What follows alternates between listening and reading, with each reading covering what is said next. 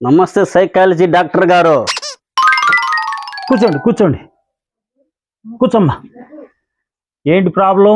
మా కూతురు సార్, పేరు అంజలి. అసలు మాట్లాడటం లేదు సార్, మౌనంగా ఉంది. ఏం అడిగినా మాట్లాడదు, ఏ క్వశ్చన్ వేసినా కూడా చెప్పదు. ఎంత మాట్లాడిచ్చినా మాట్లాడదు సార్. ఎన్ని క్వశ్చన్లు వేసినా జవాబు చెప్పదు సార్. ఇంట్లో అట్టే ఉంటుంది, కాలేజీలో కూడా అట్టే ఉంటుంది సార్.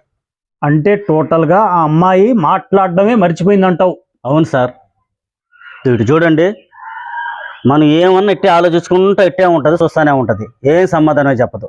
పాప, నీ పేరు చెప్పమ్మా.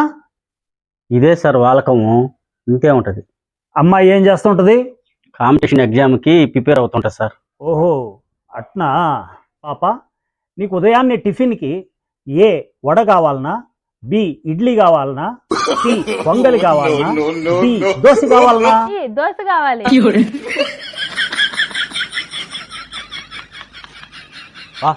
మా అమ్మాయి మాట్లాడే సంవత్సరం లేదు సార్. సూపర్ సార్ మీరు. మా అమ్మాయిని ఎంతమంది డాక్టర్లు పోయినా మాట్లాడలేపారు సార్. సూపర్ సార్ మీరు మాట్లాడిచ్చారు.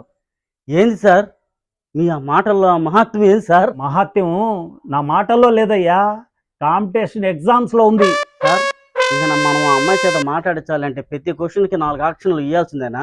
ఇయ్యాల్సిందేనయ్యా, తప్పదు. ఇలా ఎప్పుడు దాకా సార్? ఆ అమ్మాయి బాగా మాట్లాడిందాకా. తిరిగి 4 ముందేస్తే ఉన్న 4 ఊడిపోయిందంట. అట్ట అయిపోయింది నా పరిస్థితి.